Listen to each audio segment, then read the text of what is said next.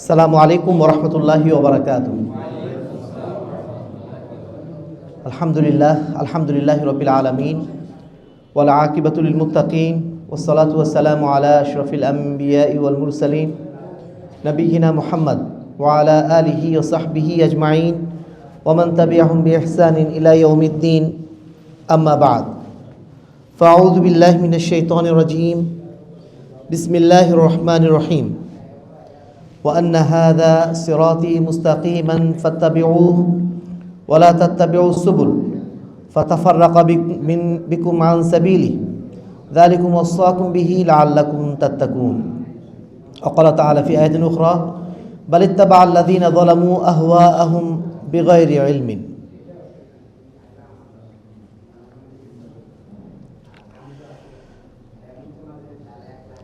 ঢাকা শহরের খিলগাঁও এলাকার পশ্চিমপাড়া আহলে হাদিস জামে মসজিদ এর উদ্যোগে আয়োজিত 14তম বার্ষিক ওয়াজ মাহফিলের সম্মানিত সভাপতি, মাননীয় আলোচক মণ্ডলী, উপস্থিত আছেন আহলে হাদিস আন্দোলন বাংলাদেশ, বাংলাদেশ আহলে যুব সংঘ এবং অন্যান্য ভ্রাতৃপ্রতিম সংগঠনের দায়িত্বশীল কর্মীবৃন্দ, উপস্থিত আছেন সম্মানিত সুধী মণ্ডলী, প্রাণপ্রিয় তরুণ যুবক ভাইয়েরা, পর্দা আলের মা বোনেরা। প্রশংসা আল্লাহ রাব্বুল আলামিনের জন্য, যার অশেষ রহমতে আজকের এই সুন্দর মুহূর্তে পবিত্র কোরআন এবং সহিহ হাদিস থেকে কিছু আলোচনা শোনার জন্য আমরা গুটি কয়েক মানুষ এখানে একত্রিত হয়েছি। যে আল্লাহ রাব্বুল আলামিন দুনিয়াবি অন্যান্য ব্যস্ততাকে উপেক্ষা করে শুধুমাত্র আল্লাহ দ্বীনের স্বার্থে, আল্লাহ দ্বীনের ভালোবাসাকে সমুন্নত রাখতে আজকে আমরা এই জায়গায় এসে উপস্থিত হয়েছি। সে রবের দরবারে আমরা অন্তরস্থলতে শুকরিয়া আদায় করছি, আলহামদুলিল্লাহ।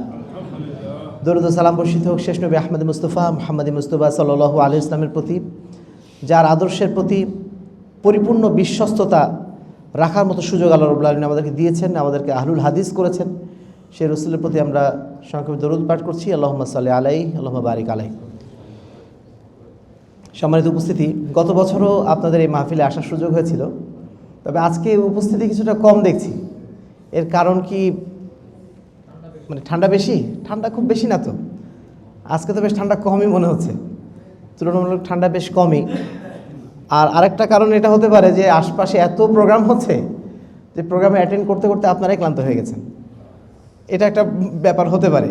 গত বছর এই ধরনের বিষয় দেখছিলাম আমরা, এই বছরটাও মানে অনেকটা ওইরকমই দেখছি। বিভিন্ন প্রোগ্রামে আমরা জনসমাগম আগে যেভাবে দেখতাম কিছুটা কম মনে হচ্ছে এবার। তার মানে এত বেশি প্রোগ্রাম হচ্ছে, মানুষ আসলে কত জায়গায় যাবে। তো যাই হোক, কিছু মানুষ আমরা এখানে উপস্থিত হয়েছি, কিছু আলোচনা সেই মাগরিব থেকে শুনে আসছি। একটু আগে আমাদের ভাই মাহমুদ কাসিম অত্যন্ত চমৎকার আলোচক, তরুণ মানুষ, কিন্তু খুব গুছিয়ে কথা বলেন এবং আলহামদুলিল্লাহ তার এই দাওয়াতের একটা ফসল বিভিন্ন জায়গায় আমরা লক্ষ্য করছি। আল্লাহ রাব্বুল আলামিন তাকে হেফাজত করুন, তাকে ইলমে এবং আমলে বরকত দান করুন, আল্লাহুম্মা আমিন।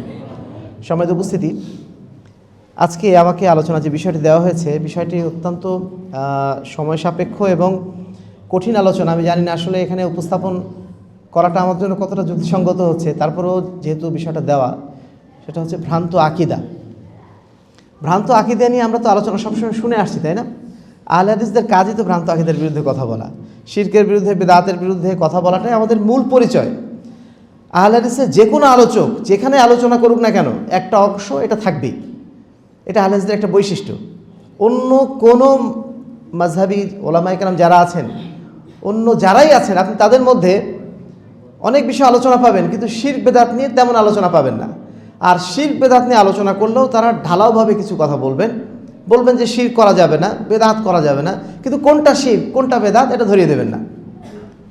যদি এটা ধরিয়ে দিতেন, বাংলাদেশে আসলে অন্ততপক্ষে এই মাজারগুলো থাকার কোনো কথা ছিল না। এমনও বড় বড় বক্তা আছেন যাদের বক্তব্যে লাখ লাখ মানুষ উপস্থিত হয়, এরকম আছে না বাংলাদেশে? এই সমস্ত বক্তারা যদি একবার উচ্চারণ করতেন সারা জীবনে যে বাংলাদেশে 3 লক্ষ মাজার আছে, এই মাজার ইসলামিক কালচার না, ইসলামিক সংস্কৃতির মধ্যে না, এটাকে অবশ্যই বর্জন করা উচিত, যদি এই কথা তারা বলতেন, এই সমাজ পরিবর্তন হতে কিন্তু খুব বেশি সময় লাগতো না। কিন্তু তারা এগুলো বলেন না। এগুলো বলেন না কেন? জনপ্রিয়তা হারানোর কিছু ভয় আছে বা আরও অনেক কিছু পিছু টান থাকতে পারে, সে কারণে তারা এই বিষয়গুলো বলেন না। কিন্তু বলে কারা? ওই যে পিনাকি ভট্টাচার্য। হিন্দুর কাছ থেকে আমাদের শিখতে হচ্ছে যে মাজার মুসলমানদের কালচার না। তার একটা ভিডিও দেখছেন না? আমি হতবাক হয়ে গেছি যে সে এই বিষয়ে আলোচনা করছে এবং এমনভাবে আলোচনা করছে, একেবারে প্র্যাকটিক্যালি আলোচনা, যে বাংলাদেশে মাজার আসলো কোথা থেকে। এই মাজারগুলো আসলে ব্রিটিশদের পারপাস সার্ভ করছে। যারা মাজারে পড়ে থাকে, যারা মৃত মানুষের পিছনে পড়ে থাকে, ওরা কি ব্রিটিশদের পিছনে আর কখনো লাগবে? মুসলমানদেরকে মাজারের মধ্যে আটকে রাখার জন্য ব্রিটিশদের এটা একটা পলিটিক্যাল প্ল্যান। সেই পলিটিক্যাল প্ল্যানের অংশ হিসাবে এগুলো এখনও পর্যন্ত জিয়ে আছে। এখনও পর্যন্ত পশ্চিমা সমাজ যারা নিজেদেরকে উদার বলে, যারা নিজেদেরকে মুক্তমনা বলে, যারা মনে করে তারা অনেক বেশি শিক্ষিত, তারা কিন্তু এই মাজারের পক্ষে। তারা বলে যে না, এই ইসলামই আমরা চাই। অথচ এই ইসলাম মানে কুসংস্কারাচ্ছন্ন ইসলাম।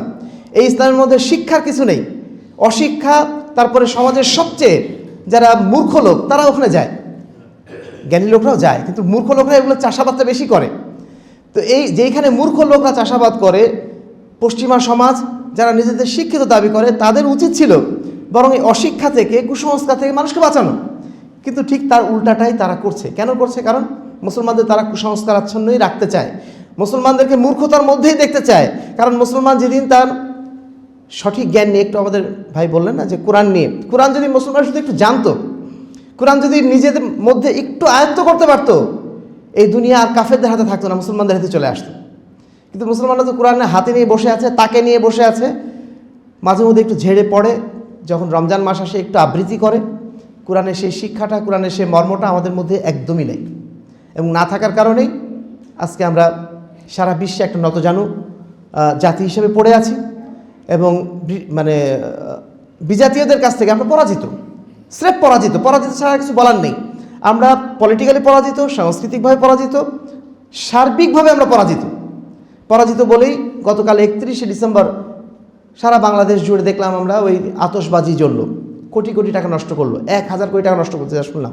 শুধু বাংলাদেশ তো মুসলমানের দেশ, এই মুসলমানের দেশে 1000 কোটি টাকা শুধু আতশবাজির পিছনে উড়িয়ে দেওয়া হলো। এটা কি খ্রিস্টানদের জয় না? বা আপনার কি বলবো, অমুসলিমদের জয় না? এটা অমুসলিমদের সংস্কৃতির জয়, এটা যে তারা আমাদের দ্বারা এই ধরনের একটা কাজ করিয়ে নিতে পারলো, যেটা তারা করে, তাদের কাজটা আমাদের দ্বারা করিয়ে নিয়েছে।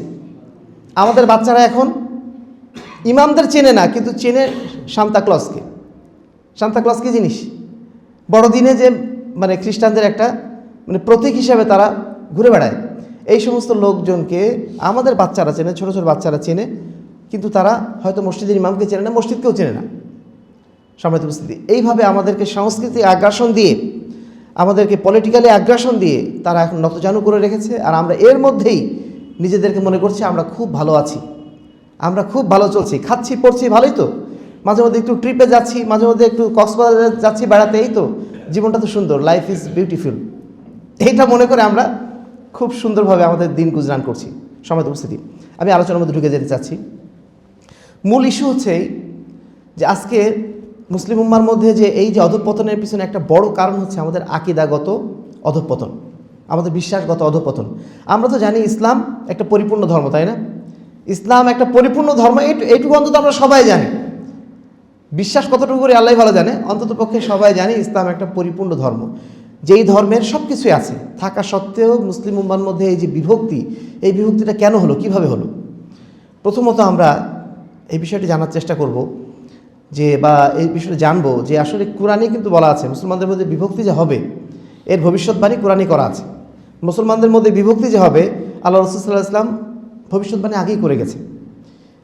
কী জন্য বিভক্তি হবে সেটা আমরা পরে আসছি। বিভক্তিটা কিভাবে হবে?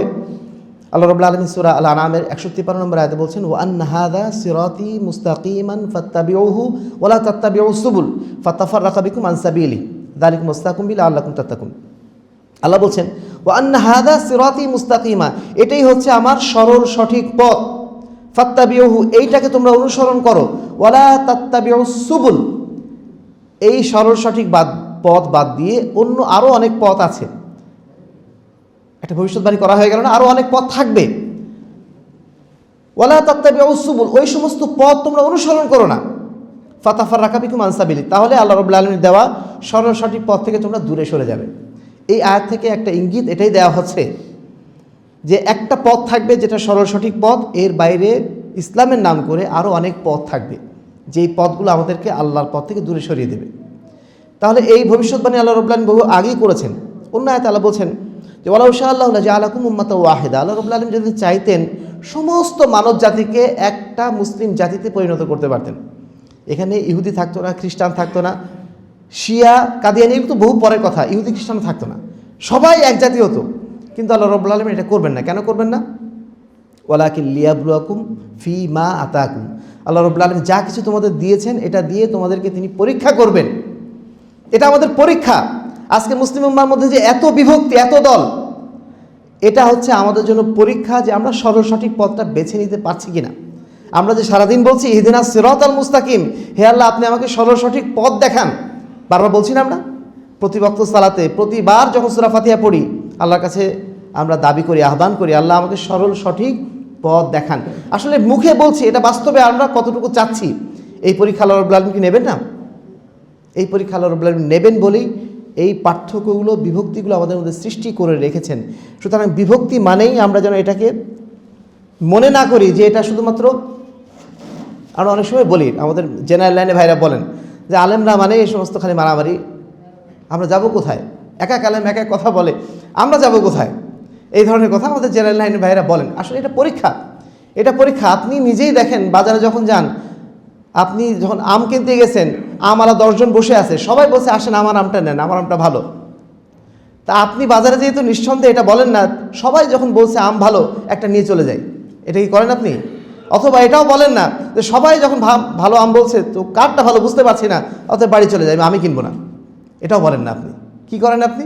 আপনি নিজে থেকে যাচাই বাছাই করেন যে কোনটা আসলে ভালো আম। নিজে না জানলে আরেকজনকে জিজ্ঞেস করেন, করে যেটা ভালো আম মনে হয় সেটা নিয়ে আপনি কিন্তু বাড়ি যান। তো একটা আম কেনার সময় কিন্তু আপনি সিরাতাল মুস্তাকিম খুঁজলেন, কিন্তু যখন দ্বীনের বিষয় আসছে, যেই রাস্তা দিয়ে আপনি জান্নাতে পৌঁছাবেন, সেই জান্নাতের রাস্তা খোঁজার সময় আপনি তখন কিন্তু আর যাচাই বাছাই করলেন না। আপনি আর তখন আর ওইটা নিয়ে বিশেষ চিন্তা করলেন না। মনে করছেন ওটা হুজুরদের কাজ। হুজুরদের কাজ মানে কি? জান্নাতে কি আপনার জান্নাতে কি হুজুর যাবেন? আপনি যাবেন। আপনাকে জান্নাতের পথ আপনাকেই খুঁজে নিতে হবে। হুজুরের সাহায্য আপনি নিতে পারেন, কোন হুজুরের সাহায্য নেবেন সেটা আপনার বিষয়। একজন সঠিক ব্যক্তি যিনি সঠিক রাস্তা দেখাতে পারেন তাকে আপনি গ্রহণ করবেন, নাকি যে ভুল পথের দিকে পথ দেখাচ্ছে তাকে আপনি গ্রহণ করবেন, সেটা আপনার চয়েস। কিন্তু আপনাকে তো একটা পথ দেখতে হবে। এই জায়গাটা এসে আমরা ভুল করে ফেলি। আমরা এটাকেই মনে করে ফেলি, মানে কি বলবো, আমরা বেঁচে গেলাম। আমরা আসলে বেঁচে গেলাম না, আমরা আরও ভুল পথের দিকে চলে গেলাম। বাঁচার পথ কোনটা? বাঁচার পথ হচ্ছে হাজার রকম পথ থাকবে, কিন্তু আপনি একটা পথ, যেই পথটা সিরাতুল মুস্তাকিম, সেটা আপনাকে খুঁজে নিতে হবে, সেই পথেই আপনাকে চলতে হবে। সেই পথে যারা চলবেন তারাই হচ্ছেন ফেরকায়ে নাজিয়া, আর সেই পথে যারা চলবেন না তাদের নাম কি? ফেরকা দল্লাহ, পথভ্রষ্ট, বেদাতি আকিদা বা ভুল আকিদার মানুষ। সম্মানিত উপস্থিতি, এবার আমরা আসি মূল, আমার মনে হয় প্রাইমারি ভূমিকাটা আমাদের টানা হয়ে গেছে। এবার আমরা আসি যে আল্লাহ রাব্বুল আলামিন তার রাসূলের মাধ্যম দিয়ে আমাদেরকে বলেছেন যে মুসলিম উম্মার মধ্যে ভাগ হবে কতগুলা? সাতাফতারিকু উম্মতি আলা 73 ফিরকা কুল্লুহা ফিন্নার ইল্লা ওয়াহিদা। মুসলিম উম্মার মধ্যে 73টা ভাগ হবে, এটা তো আমরা সবাই জানি, তাই না? 73 ভাগ মানে কি? 73টা ভাগ, 73 ভাগ মানে অসংখ্য ভাগ। এটা আরবি ভাষার একটা নিয়ম, একটা প্যাটার্ন। আরবি ভাষায় যখন বলা হয় অনেক বেশি, তখন বলা হয় 73। 73 মানে অনেক, বহু ভাগ হবে মুসলিম উম্মার মধ্যে, এবং সেই ভাগের মধ্যে কুল্লুহা ফিন্নার, সবগুলো জাহান্নামে যাবে। মুসলমানদের মধ্যেই এরা সব জাহান্নামে যাবে, ইল্লা ওয়াহিদা, তবে একটা ব্যতীত। সেই দলটার নাম আল্লাহ রাব্বুল আলামিন বলেন নাই, আল্লাহ রাসূলও বলেন নাই, বরং একটা বৈশিষ্ট্য বলে দিয়েছেন। সেই বৈশিষ্ট্যটা কি? মা আনা আলাইহি ওয়া আসহাবি, আমি এবং আমার সাহাবায়ে কেরাম যেই পথে আছি, সেই পথের উপর যারা টিকে থাকতে পারবে তারাই হচ্ছে সেই সরল সঠিক পথের অনুসারী, তারাই হচ্ছে ফেরকা নাজিয়া। এবার আমরা আসি, তাহলে আমরা মোটামুটি বুঝতে পারলাম যে ফেরকায়ে নাজিয়া একটা বলে জিনিস আছে যারা সিরাতুল মুস্তাকিমের উপরে চলবে। আর এই সাথে এটাও বুঝলাম যে এর বাইরে আরও অনেক দল থাকবে, এটাও সত্য। এটা নিয়ে এত বেশি আমার টেনশনে থাকার দরকার নেই, এত বেশি এই চিন্তা করার দরকার নেই। হুজুরা শুধু মারামারি করে, হুজুরা মারামারি করবে, কিয়ামত পর্যন্ত আরও মারামারি বাড়তেই থাকবে, মারামারি কখনো কমবে না। এটা আল্লাহ রাব্বুল আলামিন পরীক্ষার অংশ। এটা নিয়ে আমার চিন্তা বেশি করার দরকার নেই। চিন্তা বেশি করা দরকার আমি সরল সঠিক পথে টিকে থাকতে পারছি কিনা। এটা আমার জন্য পরীক্ষা। যত দিন যাবে পরীক্ষা তত কঠিন হবে। আল্লাহ রাসূল বলছেন না যে শেষ জামানায় এমন একটা অবস্থা আসবে যেই সময় দিনের উপর টিকে থাকাটা এত কঠিন হবে যে একটা জ্বলন্ত কি বলে ওটাকে, অঙ্গারকে ধরে রাখা যত কঠিন, তার চেয়ে কঠিন হবে দিনের উপর টিকে থাকাটা। তারপর আল্লাহ রাসূল অন্য হাদিসে সুসংবাদ দিচ্ছেন আমাদেরকে যে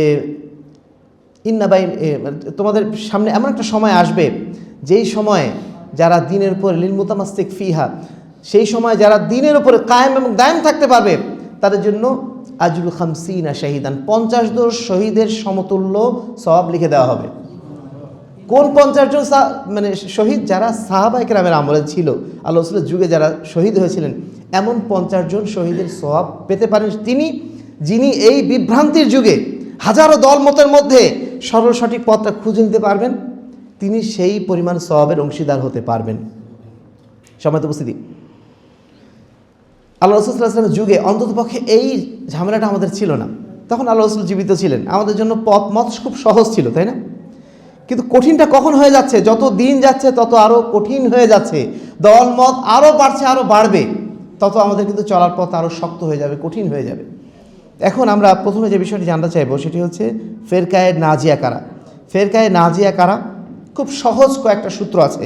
প্রথমত, যারা কোরআন এবং সুন্নাহকে দলিল হিসাবে গ্রহণ করেছেন, কোরআন এবং সুন্নাহকে একমাত্র দলিল হিসাবে গ্রহণ করেছেন, তাদের আকীদা, তাদের ইবাদত, তাদের দাওয়া সব কিছু সুন্নাহ দ্বারা নির্দেশিত। এটা হচ্ছে তাদের প্রথম বৈশিষ্ট্য। 2 নম্বর বৈশিষ্ট্য, তারা কোরআন এবং হাদিসকে বুঝবেন নিজেদের মতো করে না, নিজেরা বানিয়ে বানিয়ে একরকম করে চিন্তা করবেন, যুক্তি দিয়ে একভাবে চিন্তা করবেন, এটা এইভাবে করবেন না। তারা কোরআন এবং হাদিসকে বুঝবেন কিভাবে? যেভাবে সাহাবায়ে কেরাম বুঝেছিলেন, সালাফে সালেহিন বুঝেছিলেন। সাহাবায়ে কেরাম কীভাবে বুঝেছিলেন সেটা জানবো কীভাবে? সেটাও হাদিসের মাধ্যম দিয়ে আমরা জানি। সাহাবায়ে কেরাম বুঝেছিলেন। সাহাবায়ে কেরামের বুঝটাকে আমরা এত গুরুত্ব দিচ্ছি কেন? সাহাবায়ে কেরাম তো আমাদের মতোই মানুষ, তাই না? তাদের বুঝটাকে আমরা কেন গুরুত্ব দিচ্ছি? কারণ সাহাবায়ে কেরাম ছিলেন আল্লাহ রাসূল সাল্লাল্লাহু আলাইহি ওয়াসাল্লামের সর্বপ্রথম ছাত্র। আল্লাহ রাসূল তাদেরকে হাতে কলমে প্রথম শিখিয়েছিলেন। তারা যেভাবে শিখেছেন, নিঃসন্দেহে সেই শেখাটা সবচেয়ে বেশি বিশুদ্ধ হবে, তাই না? তাদের ব্যাখ্যাটাই সবচেয়ে বেশি শুদ্ধ হবে। এর পরবর্তীতে যত দিন যাবে তত দিন আমরা ব্যাখ্যাটা ভুলভাবে বুঝবো। ওই যে একটা ছবি দেখছেন কিনা ফেসবুকে, যে ওই যে উল্টা হয়ে ঘোরে, একজনকে সামনে দাঁড় করা রাখে, একজন উল্টায়, তার পিছনে আরেকজন উল্টায়, তার পিছনে আরেকজন উল্টায় অর্ধেক করে, তার পিছনে আরেকজন অন্যদিকে উল্টায়। মানে ধারাবাহিকভাবে যত দিন যায় তত মানুষের ব্যাখ্যাটা অন্যরকম হয়ে যায়। প্রথম যিনি অনুসরণকারী তিনি সঠিকভাবে অনুসরণ করতে পারেন, পরেরগুলো ভুল হয়ে যায়। ঠিক তেমনই সাহাবায়ে কেরাম আল্লাহ রাসূলের প্রথম অনুসরণকারী ছিলেন। তাদের অনুসরণটা সবচেয়ে বেশি ইনট্যাক্ট ছিল, সবচেয়ে বেশি বিশুদ্ধ ছিল। সেই কারণে তাদের পথটাকে আমরা সবচেয়ে বেশি গুরুত্ব দেই, তাদের বুঝটাকে আমরা সবচেয়ে বেশি গুরুত্ব দেই। এবং এই বুঝটাকে গুরুত্ব দিলে কি হবে? কোরআন এবং হাদিসের অপব্যাখ্যা আমাদের দ্বারা হবে না। আর না হলে পরবর্তীতে যত দিন যাবে তত বেশি অপব্যাখ্যা হবে।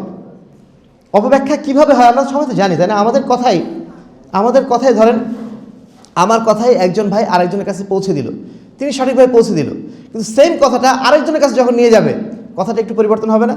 তারপরে চতুর্থ জনের কাছে যখন নিয়ে যাবে আরেকটু পরিবর্তন হবে, পঞ্চম জনের কাছে গেলে আরেকটু পরিবর্তন হবে। এটা খুবই স্বাভাবিক বিষয়। তো এই জন্য অপব্যাখ্যা থেকে বাঁচার জন্য একটাই উপায়, সেটা হচ্ছে সাহাবীদের মানহাজ, সাহাবীদের পথ, সাহাবীদের বুঝটাকে গ্রহণ করা। এটা হচ্ছে ফেরকায়ে নাজিয়ার দ্বিতীয় বৈশিষ্ট্য। আর 3 নম্বর বৈশিষ্ট্য হচ্ছে তারা দ্বীনের মধ্যে কোনো কিছু নতুন সংযোজন করে না। দিন যেভাবে এসেছে সেইভাবে তারা মান্য করে। এর মধ্যে তারা এটা মনে করে না যে আমাদের কিছু অংশ এখনকার যুগে, যেহেতু যুগ পরিবর্তন হয়েছে, যুগের পরিবর্তনে আমাদের কিছু জিনিস অ্যাডিং করা দরকার। ওই যে দেখেন না, বিভিন্ন কি বলবো, কম্পিউটারে উইন্ডোজ যারা চালান, উইন্ডোজ 2 দিন পর চেঞ্জ হয়, আপডেট ভার্সন আসে। এই আপডেট ভার্সন অনেকে খোঁজেন যে আমাদের একটু আপডেট হওয়া দরকার। এখনকার যুগ, মানুষ এখন কি বলবো, জিকির আজকাল ওইভাবে করে না, এই জন্য এদের জন্য একটা ওয়াজিফা আমাদের আবিষ্কার করা লাগবে। এখনকার যুগ মানে মানুষ মসজিদে আসতে চায় না, মসজিদে যখন জুমার দিন আসছে আমরা তাদেরকে একটু গোল করে ওই যে আল্লাহ রাসূল সাল্লাল্লাহু আলাইহি ওয়াসাল্লামের নামে সালাম বা দরুদ পাঠ মানে প্রেরণ করার ব্যবস্থা করি। কয়েক বছর আগে শ্রীলঙ্কায় গিয়েছিলাম, সেখানে যে জুমা সালাত আদায় করতে গিয়েছি তার আগে দেখি কিছু মানুষ গোল হয়ে, ছাত্ররা গোল হয়ে দরুদ পাঠ করছে। খুব অন্যায় কাজ করছে না? আমরা যে জানি না হাদিসটা যে জুমার দিন অন্যতম একটা গুরুত্বপূর্ণ কাজ হচ্ছে আল্লাহ রাসূলের প্রতি দরুদ পাঠ করা। সেই দরুদটাই তারা গোল হয়ে পাঠ করছে এবং আস্তে আস্তে এভাবে ঘুরতেছে আর কি। তো এই যে কাজটা, এই ধরনের কাজকে আমাদের সমাজে বিভিন্ন জায়গায় হয় না? যারা করছেন তারা মনে করেন যে কাজটা খুব ভালো কাজ করছেন, আল্লাহ রাসূলের নামে দরুদ হচ্ছে, একটু ছন্দে ছন্দে সবাই একটু ঘুরে ঘুরে পড়লাম, সমস্যা কী? এই যে কাজগুলো, এগুলো ফেরকায়ে নাজিয়ার যারা, তারা কখনো করেন না। তারা কখনো নতুন করে কিছু অ্যাড করেন না। এমনকি যদি বেদাতে হাসানাও বলা হয়, যে বেদাতকে সুন্দর বেদাত বলা হচ্ছে, এই সুন্দর বেদাতও তারা কখনো করেন না। শরীয়তের মধ্যে কোনো কিছু তারা নতুন যুক্ত করেন না। তাহলে ফেরকায়ে নাজিয়ার 3টা মৌলিক সূত্র মনে থাকবে। 1 নম্বর হচ্ছে তারা কোরআন এবং সহিহ হাদিসকে একমাত্র দলিল হিসেবে মনে করেন শরীয়তের। 2 নম্বর কি, কোরআন এবং হাদিসকে তারা বোঝেন কাদের মতো করে? সাহাবীদের মতো করে, সাহাবীরা যেভাবে বুঝেছিলেন। 3 নম্বর হচ্ছে তারা দ্বীনের মধ্যে নতুন কিছু সংযোজন করেন না, যেটার নাম কি? বেদাত। কোনো বেদাত তারা যুক্ত করেন না। এই 3টা মৌলিক বৈশিষ্ট্য যার মধ্যে আছে, তাদেরকেই বলা যায় তারা হচ্ছে ফেরকায়ে নাজিয়া। এবং এই কারণেই আহলে হাদিসদেরকে আমরা বলি ফেরকায়ে নাজিয়া, তাই না? কেন বলি? কারণ এই পর্যন্ত যত ওলামায়ে কেরাম, যারা বিজ্ঞ ওলামায়ে কেরাম, তারা এসছেন, বিশেষ করে আহমদ বিন হাম্বলের নাম আমরা জানি, আলী ইবনুল মাদিনীর নাম আমরা জানি, তারা বলেছেন এই কথাই যে আহলে হাদিস মানে কি? ফেরকায়ে নাজিয়া বলতে ইনলাম ইয়াকুন আহলাল হাদিস ফালা আদরি মানহুম, যদি তারা আহলে হাদিসরা না হয় তাহলে আমরা জানি না যে তারা কারা। আহলে হাদিস মানে কি? আহলে হাদিসের মানে একটা বলে আমরা হাদিস, কোরআন এবং সহিহ হাদিসের অনুসারী, তাই না? আরেকটা অর্থ হচ্ছে এই, যারা মুহাদ্দিসিনের মাসলাকের অনুসারী। মুহাদ্দিসিনদের মাসলাক হচ্ছে তারা সবসময় কোরআন এবং হাদিসকে সর্বোচ্চ অগ্রাধিকার দেন। আহলুল হাদিস মানে মুহাদ্দিস, মুহাদ্দিসদের মাসলাক যারা অনুসরণ করে, আমরা হচ্ছে সেই মাসলাকের অনুসারী। সেই জন্য আমরা আহলুল হাদিস, এবং এই আহলুল হাদিসদেরকেই বলা হচ্ছে এরাই হচ্ছে ফেরকায়ে নাজিয়া, এরাই সবচেয়ে ইনট্যাক্ট, এরাই সবচেয়ে বিশুদ্ধ, এরাই আল্লাহ রাসূল সাল্লাল্লাহু আলাইহি ওয়াসাল্লামের পথের উপরে, মান আলাইহি ওয়া আসহাবির উপরে সবচেয়ে বেশি কায়েম এবং দায়েম। এ বিষয়ে কারোর কোনো সন্দেহ, বিশেষ করে ওলামায়ে কেরাম যারা, তাদের মধ্যে নেই। কাদের মধ্যে আছে? যারা অন্য চিন্তার লোক, তারা তাদের মধ্যে আছে।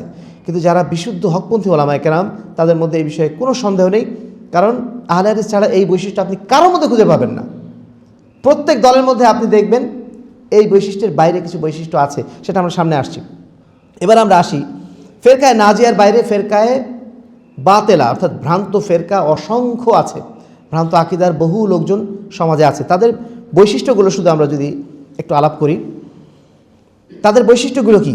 তাদের প্রথম বৈশিষ্ট্য হচ্ছে তারা কোরআন এবং হাদিসের উপরে যুক্তিকে প্রাধান্য দেয়, যুক্তি দিয়ে কোরআন এবং হাদিসকে ব্যাখ্যা করতে যায়।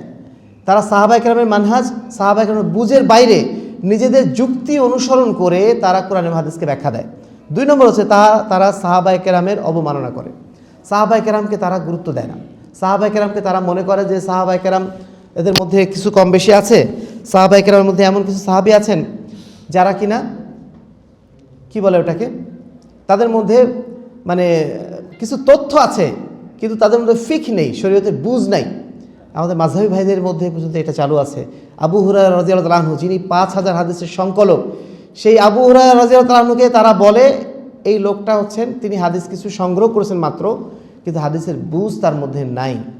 আর এই কারণে তার থেকে গৃহীত হাদিসগুলা যদি খবরে ওয়াহেদ হয়, সেটাকে তারা গ্রহণ করে না। সম্মানিত উপস্থিতি, সাহাবাদেরকে এই যে অবমাননা করার যে নীতি, এই নীতি ফেরকায়ে বাতেলা যারা, তাদের মধ্যে আপনারা দেখতে পাবেন। 3 নম্বর হচ্ছে কোরআনের অপব্যাখ্যা, যেটা আমরা আগে বলেছি যে কোরআন এবং হাদিসকে তারা নিজেদের মতো ব্যাখ্যা করে, শাব্দিক অর্থ অন্যভাবে নিয়ে চলে যায়।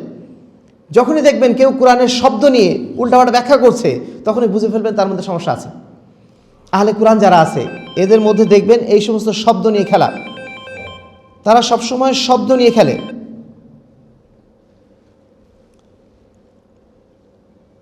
তারা বলছে যে সালাত মানে কি? তাদের কাছে সালাতের আরেকটা অর্থ। সালাত মানে হচ্ছে সালাত মানে হচ্ছে সংযোগ। অভিধান থেকে তারা বের করেছে সালাত শব্দের অর্থ হচ্ছে সংযোগ। আল্লাহর সাথে সংযোগ স্থাপন করার নামই হচ্ছে সালাত। এই সংযোগ স্থাপন করার জন্য আমাদেরকে 5 ওয়াক্ত মসজিদে আসা লাগবে না। মন থেকে আল্লাহর সাথে যদি আমরা সংযোগ স্থাপন করি, তাহলে আমাদের সালাত আদায় হয়ে যাবে। এটা হচ্ছে কোরআনের ব্যাখ্যা তাদের কাছে। এটা কি ব্যাখ্যা না অপব্যাখ্যা? অপব্যাখ্যা। এই কোরআনের অপব্যাখ্যা তারা রেগুলার করবে। 4 নম্বর হচ্ছে ইজমা অস্বীকার। তারা সাহাবায়ে কেরামের মধ্যে যে ইজমাগুলো হয়েছে, সেই ইজমাগুলোকে তারা অস্বীকার করেছে। অস্বীকার করার কারণে আজকে যে আহলে কোরআন নামে একটা ফিতনা তৈরি হয়েছে না, আহলে কোরআন যারা শুধু কোরআন মানে হাদিস মানে না, অথচ সাহাবায়ে কেরামের মধ্যে এমন একজন সাহাবী পাওয়া যাবে যিনি হাদিস মানেন নাই। আল্লাহ রাসূল হাদিসকে অস্বীকার করেছেন, একজনকেও পাওয়া যাবে। সাহাবায়ে কেরামের ইজমা ছিল যে আল্লাহ রাসূল সাল্লাল্লাহু আলাইহি ওয়াসাল্লামের হাদিসগুলোকে সংকলন করতে হবে এবং সেগুলোকে মানুষের কাছে পৌঁছে দিতে হবে। তারা সবসময় হাদিসের চর্চা করতেন, অন্য মানুষের কাছে তারা হাদিস পৌঁছে দিতেন। অথচ 1400 বছর পরে এসে এরা বলছে যে কোরআনই আমাদের জন্য যথেষ্ট, কোরআন যেহেতু বলে দিয়েছে যে কোরআনের মধ্যে সব কিছুর মধ্যে বর্ণনা আছে, অতএব কোরআনের বাইরে আমাদের হাদিসের আর কোনো প্রয়োজন নেই। তার মানে এরা সাহাবায়ে কেরামের ইজমার বাইরে চলে যাচ্ছেন। সাহাবায়ে কেরাম ঐক্যমত যে সিদ্ধান্ত গ্রহণ করেছিলেন তার বাইরে তারা চলে গেছেন। 5 নম্বর হচ্ছে তারা সালাফে সালিহিনের বুঝকে উপেক্ষা করবেন। কোরআন এবং সুন্নাহর ক্ষেত্রে তারা সালাফকে বাদ দিয়ে দেবেন। সেটা আমরা আগেই বলেছি, নিজেদের মতো ব্যাখ্যা করেন তারা, সালাফে সালিহিনের ব্যাখ্যা তারা গ্রহণ করে না। 6 নম্বর হচ্ছে তাকলিদ। এই তাকলিদটা হচ্ছে আমাদের জন্য সবচেয়ে ভয়াবহ ফিতনা হয়ে দাঁড়িয়েছে 400 হিজরির পর থেকে। যেই সমস্ত বিদ্বানরা তারা ছিলেন আমাদের মাথার তাজ, ইমাম আবু হানিফা, ইমাম শাফিঈ, ইমাম আহমদ বিন হাম্বল, ইমাম মালিক, এই সমস্ত ইমামরা যারা ছিলেন তারা নিঃসন্দেহে আমাদের সমাজের বা আমাদের মানে মুসলিম জাতির বড় বড় বিদ্বান তারা, তাই না? বিদ্বান তো নিঃসন্দেহে, কিন্তু বিদ্বান হওয়ার অর্থ কি এই তাদেরকে আমরা অন্ধভাবে অনুসরণ করব? অন্ধভাবে অনুসরণ করার অনুমতি শরীয়ত কাউকে দেয়নি একমাত্র মুহাম্মদুর রাসূলুল্লাহ সাল্লাল্লাহু আলাইহি ওয়াসাল্লাম ছাড়া। একমাত্র অন্ধভাবে আমরা অনুসরণ করতে পারি তাকে, তিনি ভিন্ন। কোনো ব্যক্তি যত বড় পর্যায়ে যান না কেন তিনি অবশ্যই ভুলের শিকার হবেনই।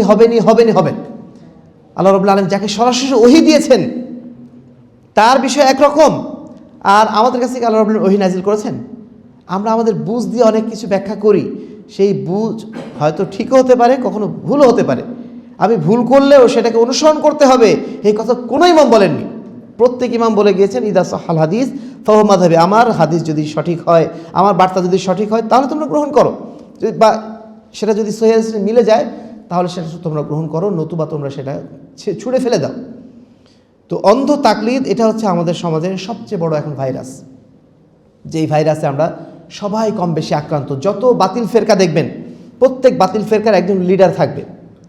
এমন কোনো বাতিল ফেরকা নাই যে বাতিল ফেরকার একজন লিডার নাই, কিন্তু একমাত্র আপনি দেখবেন আহলে হাদিসদের বিশেষ কোনো লিডার নেই।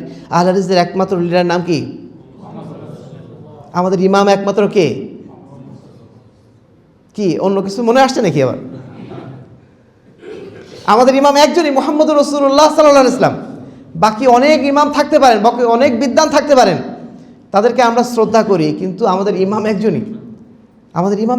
কাল কিয়ামতের ময়দানে আল্লাহ রাব্বুল আলামিন এই শারাফটা নিশ্চয়ই আহলে হাদিসদের দেবেন যে তাদের ইমাম একমাত্র মুহাম্মদুর রাসূলুল্লাহ সাল্লাল্লাহু আলাইহি ওয়াসাল্লাম। পৃথিবীতে অন্য আর যত দল আছে আর অন্য যত ফেরকা আছে প্রত্যেকের হেডে দেখবেন একজন মানুষ আছে।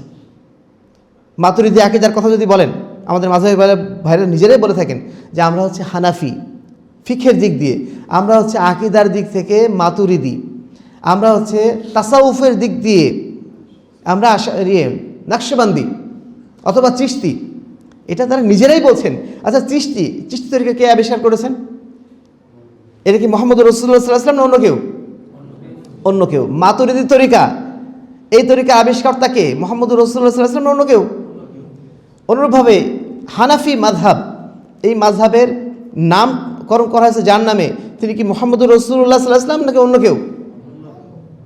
তার মানে কোনো সব জায়গায় আপনি একজন ব্যক্তিকে খুঁজে পাবেন, কিন্তু একজন শুধুমাত্র আহলে হাদিসদের মাসলাকে আপনি কোনো বিশেষ ব্যক্তিকে খুঁজে পাবেন না, তিনি একমাত্র মুহাম্মদুর রাসূলুল্লাহ সাল্লাল্লাহু আলাইহি ওয়াসাল্লাম। কারণ আমরা কাউকে তাকলিদ করি না, অন্ধভাবে কাউকে আমরা অনুসরণ করি না। আমরা মানুষকে অবশ্যই সম্মান দেই, বিজ্ঞ আলেমদের কথা শুনি, তাদের কথা আমরা মেনে চলি, কিন্তু তাদের কথা যদি কোরআন এবং হাদিসের বাইরে যায় নিঃসন্দেহে সেটাকে ছাড়তে আমাদের এক মুহূর্ত সময় লাগবে না। এটাই আহলে হাদিসদের মাসলাক। আহলে হাদিসদের ধরার এর জন্য কোনো সুযোগ নেই। আপনি যদি বলেন যে আহলে হাদিসদের মাসলাকটা ভুল, তাহলে আপনাকে অবশ্যই বলতে হবে কোনটা ভুল। সেই ভুলটা যদি আসলে কোরআন এবং হাদিসের বিপরীতে যায়, সেই ভুল মেনে নিতে আমাদের কোনো দ্বিধাদ্বন্দ্ব আছে? সঙ্গে সঙ্গে মেনে নিব আমরা। আমাদেরকে এই যে 5 ওয়াক্ত সালাতের পরে দলবদ্ধভাবে মোনাজাত করা, এই যে আমলটা, এই আমলটা 20 বছর আগে কিন্তু আহলে হাদিসদের মধ্যেও ছিল, 30 বছর আগে আহলে হাদিসদের মধ্যেও ছিল। আহলে হাদিসরা কি ওটা ত্যাগ করতে পারে নাই? ত্যাগ করেছে। তারা কেন ত্যাগ করেছে? যদিও আল্লামা আব্দুল্লাহ আল কাফি আল কুরাইশি বাংলাদেশে আহলে হাদিসের যিনি মূল, যাদেরকে আমরা মাথার তাজ মনে করি, তিনিও মোনাজাত করতেন না? তা আমরা তার অনুসারী হয়ে আমরা কি তার অনুসরণ করে আমরা মোনাজাত করছি না? কেন করছি না? কারণ আমরা কাউকে অন্ধভাবে অনুসরণ করি না। তারপরে 8 নম্বর হচ্ছে চরমপন্থা এবং শিথিলতা। চরমপন্থা এটা হচ্ছে আজকের যুগে আমাদের আরেকটা ফিতনা। আমরা কেউ চরমপন্থী হয়ে যাচ্ছি, কেউ আমরা শিথিলপন্থী হয়ে যাচ্ছি, এবং এই চরমপন্থা শিথিল পন্থার মধ্য দিয়েই শরীয়তে নানা ধরনের বিভ্রান্তি তৈরি হচ্ছে, নানা ফেরকাগুলো তৈরি হয়ে যাচ্ছে। 9 নম্বর হচ্ছে যারা এই ধরনের ফেরকাবাজি করেন তাদের মধ্যে আরেকটা বৈশিষ্ট্য হচ্ছে তারা উম্মতের মধ্যে ফিতনা সৃষ্টি করেন, ফিতনা সৃষ্টি করার চেষ্টা করেন, ঘৃণা সৃষ্টি করার চেষ্টা করেন। আজকে আমাদের মধ্যে দেখবেন একদল মানুষ সবাই কি একই দিনে সিয়াম পালন করতে চায়, একই দিনে তারা ঈদ পালন করতে চায়। এই মানুষগুলো সমাজে আসলে বিভ্রান্তি সৃষ্টি করতে চায়, বিশৃঙ্খলা তৈরি করতে চায়, মানুষের মধ্যে ঘৃণা বিদ্বেষ তৈরি করতে চায়। আরেক দল মানুষ আছে যারা ধরেন এই যে খারেজি আকিদার, যারা জঙ্গিবাদী, এরা মানুষ হয়ে মানুষের বিরুদ্ধে ঘৃণা ছড়িয়ে দেওয়াটা এটা তারা পছন্দ করে। আমরা আহলে হাদিসরা কখনোই মানুষের মধ্যে ঘৃণা ছড়িয়ে দেওয়া, মানুষের মধ্যে ফেরকাবাজি করা এটা আমাদের উদ্দেশ্য নয়। আমরা কখনো মানুষকে মুশরিক বলে তা মানে কি বলবো, তার সাথে আর কোনো সম্পর্কই নেই, তাকে আমি কোনো দাওয়াত দিতেও যাব না, এই ধরনের আমরা অবস্থান নেই না। কারোর মধ্যে কুফরি দেখলেই, শিরক দেখলেই আমরা তাকে সঙ্গে সঙ্গে মুশরিক, সঙ্গে সঙ্গে কাফের বলে তার বিরুদ্ধে অবস্থান নিয়ে দাঁড়াই না। অনুরূপভাবে আমরা শিথিল নই। আমরা অবশ্যই যখনই কোনো অন্যায় দেখি তার বিরুদ্ধে আমরা সবসময় কথা বলি। আমরা শিথিলভাবে ছেড়ে দেই না যে আজকে যুগে গণতন্ত্র চলছে, চলুক না, পরবর্তী দেখা যাবে, এখন গণতন্ত্র চলছে, এর সাথে আমরা আছি। এই ধরনের শিথিলতাও আহলে হাদিসরা কোনো কক্ষণই দেখাবে না। আহলে হাদিসরা শিথিলতা এবং চরমপন্থার সবসময় মাঝামাঝি অবস্থানে। তারপরে সর্বশেষ হচ্ছে যারা দেখবেন ভ্রান্ত আকিদার, তারা দেখবেন নিজেরাই নিজেদেরকে বলবে আমরাই হচ্ছে নাজি ফেরকা, আমরাই একমাত্র নাজি ফেরকা। যদি কাদিয়ানি হয় তারা, অথবা যারা শিয়া হয় তারা বলবে আমরাই হচ্ছে একমাত্র নাজাত প্রাপ্ত, বাকি সব হচ্ছে কি বাতিল। এটা হচ্ছে তাদের একটা অভ্যাস। তাহলে মোট 10টা বৈশিষ্ট্য আমরা বললাম। ভ্রান্ত ফেরকা আমরা বুঝবো কীভাবে, ভ্রান্ত আকিদার লোক আমরা বুঝবো কীভাবে, 10টা সিমটম বা 10টা লক্ষণ আমরা উল্লেখ করলাম। রোগী রোগগ্রস্ত হয়েছে, কিভাবে বুঝবেন সে রোগী? রোগগ্রস্ত হওয়ার কিছু চিহ্ন থাকে, তাই না? ঠিক তেমনই এই যে মানুষদের কথা আমরা বললাম যারা ভুল আকিদার মানুষ, তাদের সিমটমগুলো হচ্ছে এগুলো দেখলেই বুঝবেন তাদের মধ্যে আকিদার মধ্যে অবশ্যই গলতি রয়ে গেছে। যে কেউ আহলে হাদিসের মধ্যেও যদি কেউ চরমপন্থী হয়ে যায় তাকেও আমরা ছাড় দিতে রাজি নই। আহলে হাদিসদের মধ্যেও কেউ যদি চরমপন্থী হয়ে যায় সে নিঃসন্দেহে বিভ্রান্ত ফেরকার মধ্যে চলে গেছে, সে আহলে হাদিস আর নেই। শুধু রফুল ইয়াদাইন করলে, আমিন বললে আহলে হাদিস হওয়া যায়? এটা একটা চরম ভুল ধারণা আমাদের মধ্যে ছিল, যেই কারণে আজকে আমাদের অনেক ভাই তারা কিন্তু ওই আকিদার মধ্যে ঢুকে গিয়েছিলেন। আলহামদুলিল্লাহ এখন তারা মোটামুটি হেফাজতে আসছেন। কিভাবে আসছেন? ওই যে একজন রহমানি সাহেব আছেন, নাম বলে ফেললাম না, উনি যখন জেলখানা থেকে এসে বললেন যে আমি হচ্ছেন অমুকপন্থী তমুকপন্থী, তখন আমাদের কিছু ভাইয়ের হুঁশ হলো যে না, আমরা তাহলে কার পিছনে ছুটছিলাম এতদিন।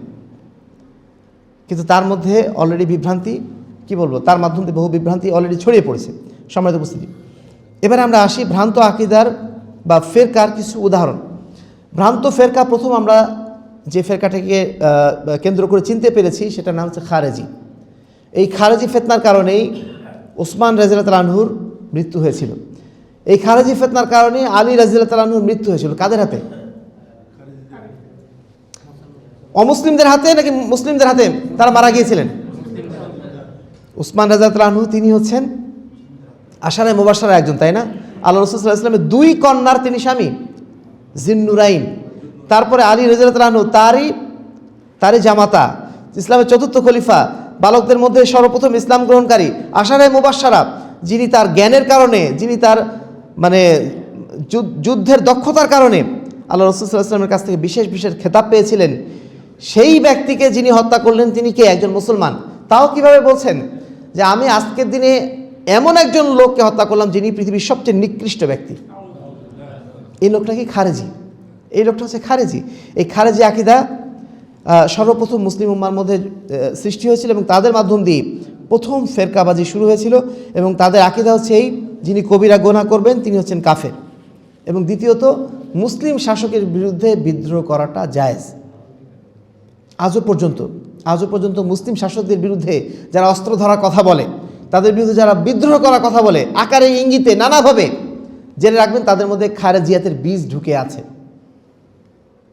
প্রথম ইসলামের ধ্বংসকারী যে ফেরকাটা তার নাম হচ্ছে খারেজি। এবং এই খারেজি ফেরকা সম্পর্কে আল্লাহ রাসূল সাল্লাল্লাহু আলাইহি ওয়াসাল্লাম তিনি বলেছিলেন যে আল খাওয়ারিজ কিলাবুন নার, খারেজিরা হচ্ছে জাহান্নামের কুকুর। এমনভাবে আল্লাহ রাসূল সাল্লাল্লাহু আলাইহি ওয়াসাল্লাম তাদেরকে চিত্রিত করেছিলেন এবং তাদের জন্মের আগেই আল্লাহ রাসূল সাল্লাল্লাহু আলাইহি ওয়াসাল্লাম তাদের সম্পর্কে ভবিষ্যৎবাণী করে গিয়েছিলেন। এমনকি আল্লাহ রাসূল সাল্লাল্লাহু আলাইহি ওয়াসাল্লামকে সরাসরি এসে তারা হুমকি দিয়েছিল না, থ্রেট দিয়েছিল না? যখন আবু সুফিয়ানকে, মক্কাবাসীকে আল্লাহ রাসূল হুনাইনের যুদ্ধে কিছুটা সম্পদ বেশি দিয়েছিলেন, তাদের অন্তরকে আকৃষ্ট করার জন্য তখন ওই জুল খুয়াইসারা বনু তামিম গোত্রের একজন ব্যক্তি সে এসে আল্লাহ রসুলকে বলছে, হে আল্লাহ রসুল, আপনি আপনার এলাকার মানুষকে, আপনার আত্মীয় স্বজনকে বেশি দিচ্ছেন, ইয়দিল ইয়া মুহাম্মদ, হে মোহাম্মদ আপনি ইনসাফ করেন। এমনই মুসলমানের মুসলমান, এমনই মুমিনের মুমিন, এমনই মুত্তাকির মুত্তাকি যে স্বয়ং আল্লাহ রসুলকে তারা বলছে, সে বলছে যে হে আল্লাহ রসুল আপনি ইনসাফ করেন। কত বড় ধৃষ্টতা তার! আল্লাহ রসুল সাল্লাল্লাহু আলাইহি ওয়াসাল্লাম বলছেন, ওয়াই হাক, তোমার ধ্বংস হোক, যদি আমি ইনসাফ না করি, মাই আদিল, তাহলে কে ইনসাফ করবে? তারপর ওই লোক চলে গেলে আল্লাহ রসুল বলছেন, এই লোকের পিছন থেকে এমন একটা জাতি বের হবে যারা এই সমাজের জন্য সবচেয়ে নিকৃষ্ট প্রাণী হবে, যারা এই সমাজকে ধ্বংস করে দেবে, যাদেরকে তুমি যদি পাও তাহলে আদ জাতির মতো তাদেরকে হত্যা করে দিও। এরাই হচ্ছে সে খারেজি। সেই খারেজি আকীদার লোক ইসলামের প্রথম যুগে ছিল, আজকের যুগে কিন্তু অসংখ্য জায়গায় আমরা লক্ষ্য করি, বিশেষ করে যারা চরমপন্থী, যাদের মধ্যে দেখবেন শাসকের বিরুদ্ধে বিদ্রোহ করার বীজটা ঢুকে আছে, তারাই খারেজিয়াতের আজকের যুগের তারা নিশান বরদার। সম্মানিত উপস্থিতি, আলোচনা খুব সংক্ষেপে আমি এগিয়ে নেব। 2 নম্বর হচ্ছে মুরজিয়া ফেরকা। এই মুরজিয়া ফেরকা এদেরও মোটামুটি আবিষ্কার হয়েছিল ওই সময় যখন দেখা গেল যে মুআবিয়া রাদিয়াল্লাহু আনহু এবং আলী রাদিয়াল্লাহু আনহু দুজনের মধ্যে যুদ্ধ লেগে গেছে। এখন আরেক দল বলল যে আলীও খারাপ, ওসমান কি মুআবিয়াও খারাপ, আমরা কারোর দলে নেই, আমরা এখন তৃতীয় পক্ষ, নিউট্রাল। আমাদের সমাজে কিছু মানুষ আছে না আবার নিউট্রাল, অতি নিউট্রাল। এই নিউট্রাল, এত নিরপেক্ষ থাকা ভালো না, আপনাকে থাকতে হবে হকের পক্ষে। বেশি নিরপেক্ষ ব্যক্তি সে আবার আরেক দলভুক্ত হয়ে যায়। তো এই যে নিরপেক্ষ দল, এই মুরজিয়া দল, তারা বলল যে ইমানের সাথে আমলের কোনো সংযোগ নেই, একজন মুমিন ইমান এনেছে ব্যাস খালাস, সে যদি খারাপ কাজও করে সেও ভালো ইমানদার। এই ধরনের চিন্তাধারার মাধ্যম দিয়ে একটা দল তৈরি হলো, তাদের নাম হচ্ছে মুরজিয়া। তারা আমলকে ইমানের অংশ নয় বলল এবং গুনাহ করলে তেমন ক্ষতি হবে না। খারেজিরা বলছে কেউ যদি একটা কবিরা গুনাহ করে সঙ্গে সঙ্গে সে জাহান্নামী, আর এরা বলছে যে যতই গুনাহ করুক না কেন কোনো সমস্যা নেই, ইমানের কোনো ক্ষতি হবে না। 3 নম্বর হচ্ছে কাদরিয়া গ্রুপ। এই কাদরিয়া ফেরকা হচ্ছে এমন একটি ফেরকা যেই ফেরকা তাকদীরকে অস্বীকার করেছিল। আল্লাহ রাব্বুল আলামিন বলেছেন নাকি মানব জাতির সৃষ্টির 50 বছর আগে আল্লাহ রাব্বুল আলামিন মানুষের তাকদীর নির্ধারণ করে রেখেছেন। তো সেই তাকদীরকে তারা অস্বীকার করলো। তারা বলছে যদি আমরা তাকদীরকে স্বীকার করে নিই তাহলে মানুষ যা অন্যায় করছে সবই জায়েজ হয়ে যাবে, যেমনি নাচাও তেমনি নাচি, কিছু একটা কথা আছে না এরকম, তো সবগুলো জায়েজ হয়ে যাবে। অতএব তারা তাকদীরকে অস্বীকার করে ফেললো। আরেক দল বলল জাবরিয়া, তারা বলছে যে না, তাকদীরই সব, তাকদীরই সব, মানে আল্লাহ যেভাবে চালাচ্ছেন ওইভাবে আমরা চলছি, অতএব একজন চোরকেও শাস্তি দেওয়া যাবে না, কারণ চোর চুরি করেছে আল্লাহ লিখে রেখেছেন তাই। এই ধরনের আরেক আকীদার লোক আসলো, তাদের নাম হচ্ছে জাবরিয়া। তারপরে জাহমিয়া। এই জাহমিয়ারা হচ্ছে আল্লাহ রাব্বুল আলামিনের সিফাতগুলোকে তারা অস্বীকার করা শুরু করলো। কোরআনে আল্লাহ রাব্বুল আলামিনকে বলা হয়েছে তিনি আছেন কোথায়? আরশে আজিমের উপর আছেন, তাই না? 7 আসমানের উপরে আরশে আজিমের উপর আছেন। আল্লাহ রাব্বুল আলামিন সম্পর্কে বলা হচ্ছে তার হচ্ছে চোখ আছে, তার আছে মুখ আছে। এগুলো এই যে বিবরণ যেগুলো আছে, সিফাতে যে বিবরণগুলো আছে, তারা বলছে আল্লাহর কোনো চোখ থাকতে পারে না, আল্লাহর কোনো হাত থাকতে পারে না, আল্লাহর ওয়াজ থাকতে পারে না। আল্লাহ রাব্বুল আলামিন যদি আরশের উপরে যান, আরশের উপরে গেলে আল্লাহ রাব্বুল আলামিনের দেহ সাব্যস্ত হচ্ছে, তার উপর নিচ ডান বাম এগুলো তৈরি হচ্ছে। অতএব এগুলো কিচ্ছু আমরা স্বীকার করি না, আমরা মনে করি আল্লাহ হচ্ছে নিরাকার সত্তা। আমাদের সমাজে এখন চালু আছে না এটা নিরাকার সত্তা। কেন? ওই জাহমিয়াদের আকীদা। এরা মনে করেছিল যে আল্লাহ রাব্বুল আলামিনকে সমস্ত সিফাত থেকে আলাদা করে ফেললেই আল্লাহ রাব্বুল আলামিনের তাওহীদ কায়েম হবে। এর জন্য তারা আল্লাহ রাব্বুল আলামিনের এই সমস্ত সিফাতগুলোকে তারা অস্বীকার করেছিল। এদেরকে বলা হয় জাহমিয়া। আরেক দল ছিল মুতাজিলা। এরা হচ্ছে যুক্তিবাদী, ইসলামকে যুক্তি দিয়ে ব্যাখ্যা করার লোক তৈরি হয়েছিল ওই যুগেই, যারা ওহীকে যুক্তি দিয়ে ব্যাখ্যা করেছিল এবং এরাও আল্লাহ সিফাতকে অস্বীকার করেছিল অথবা বিকৃত তারা ব্যাখ্যা দিয়েছিল এবং তারা বলেছিল যে ওই যে আল্লাহ রাব্বুল আলামিন আরশের উপর থাকতে পারেন না, আল্লাহ রাব্বুল আলামিন আরশের উপর থেকে এই যে 7 আসমানের নিচে নেমে আসেন, প্রতি রাতে নেমে আসেন না, এইগুলোকে তারা সব অস্বীকার করেছে। তারা মনে করে এগুলো কখনো আল্লাহর পক্ষে সম্ভব নয়, এটা আল্লাহর জন্য শোভা পায় না। তারা যুক্তি দিয়ে ইসলামকে ব্যাখ্যা করার চেষ্টা করেছিল। 6 নম্বর হচ্ছে রাফেজি, যারা হচ্ছে শিয়াদের একটা গ্রুপ, যারা আলী রাদিয়াল্লাহু তাআলা আনহুকে তারা মনে করতো যে তিনি হচ্ছেন খেলাফতের দাবিদার ছিলেন, মানে আল্লাহ রাসূলের মৃত্যুর পরেই। তো তাকে অন্যান্য সাহাবীরা ষড়যন্ত্র করে, আবু বকর, ওমর, আলী এরা সব ষড়যন্ত্র করে তাকে, ওসমান, তারা ষড়যন্ত্র করে আলী রাদিয়াল্লাহু তাআলা আনহুকে প্রথম খলিফা হতে দেয়নি এবং তারা আলী রাদিয়াল্লাহু তাআলার প্রশংসা করতে করতে তার দাস হতে হতে তাকে এমন পর্যায়ে নিয়ে গেল, তারা বলল যে আলী রাদিয়াল্লাহু তাআলা স্বয়ং আল্লাহ। আরেক দল বলল যে আলী রাদিয়াল্লাহু তাআলা তিনি এমন ব্যক্তি, তিনি রাসূল হওয়ার যোগ্য ছিলেন, জিবরাইল আলাইহিস সালাম তিনি ভুলবশত মুহাম্মদ সাল্লাল্লাহু আলাইহি ওয়াসাল্লামের কাছে ওহী নিয়ে চলে আসছেন। এই ধরনের আজে বাজে আকীদা যারা পোষণ করতো তারাই হচ্ছে শিয়া। এই শিয়া আজও পর্যন্ত সমাজে আছে। ইরান নামে একটা দেশ, পুরোটাই একটা শিয়া দেশ, তাই না? এই দেশটাকে আমরা কি মুসলমান মনে করি নাকি?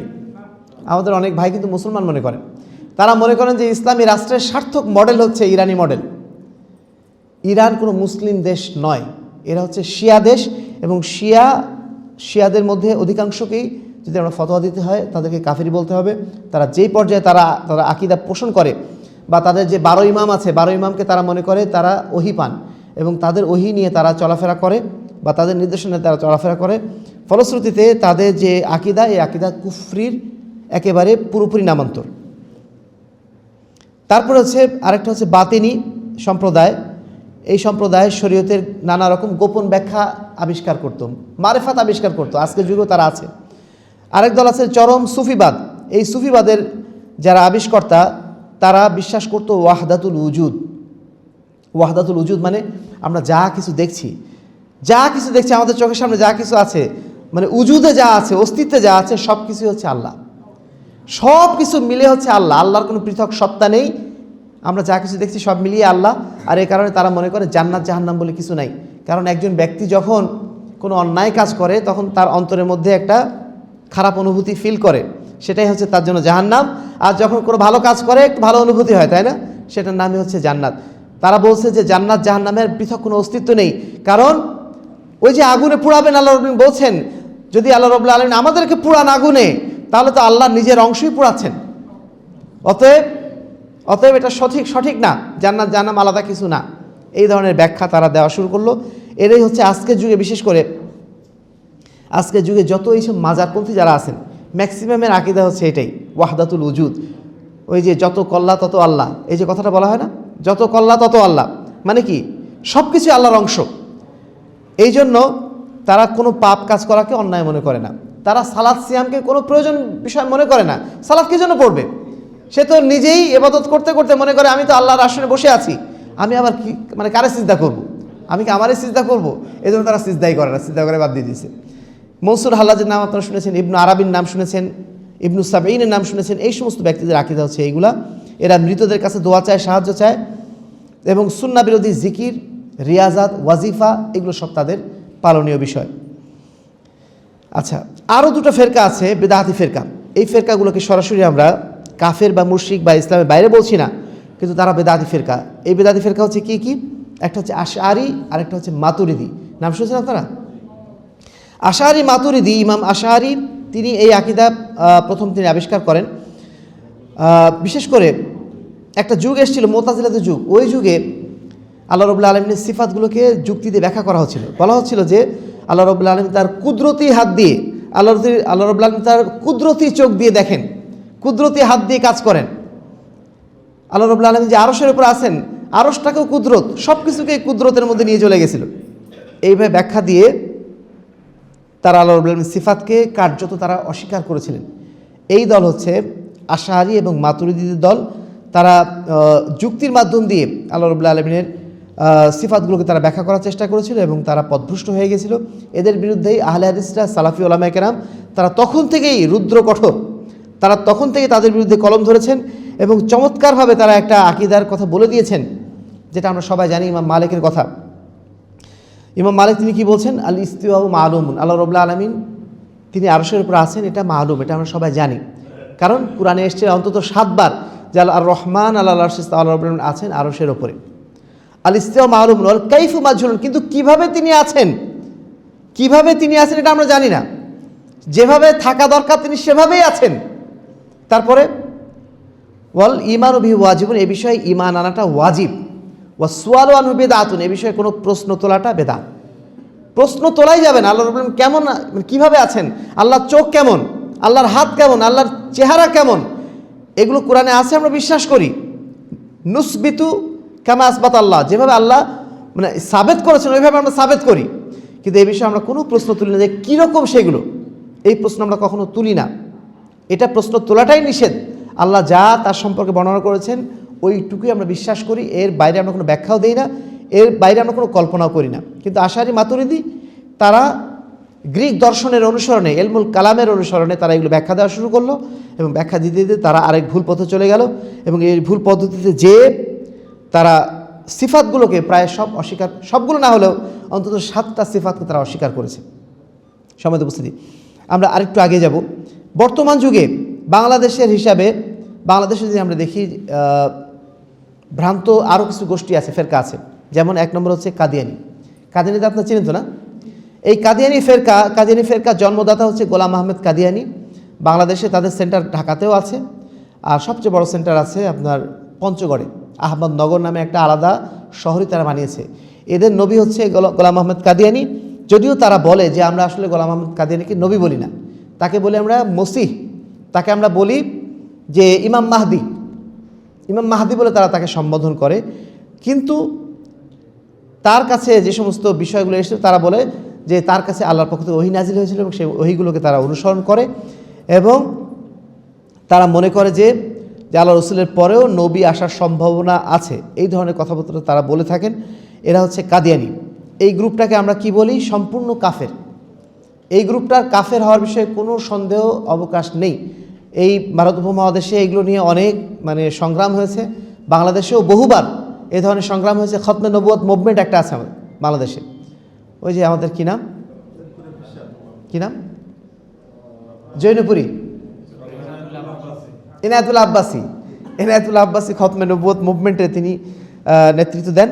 যাই হোক, আমরা আহলে হাদিস তো এমনিতেই খতমে নবুয়তের এই যে আকিদা, সেই আকিদা আমরা বিশ্বাসী এবং এর বিরুদ্ধে যারা, তাদের বিপক্ষে আমরা সবসময় অবস্থান করি।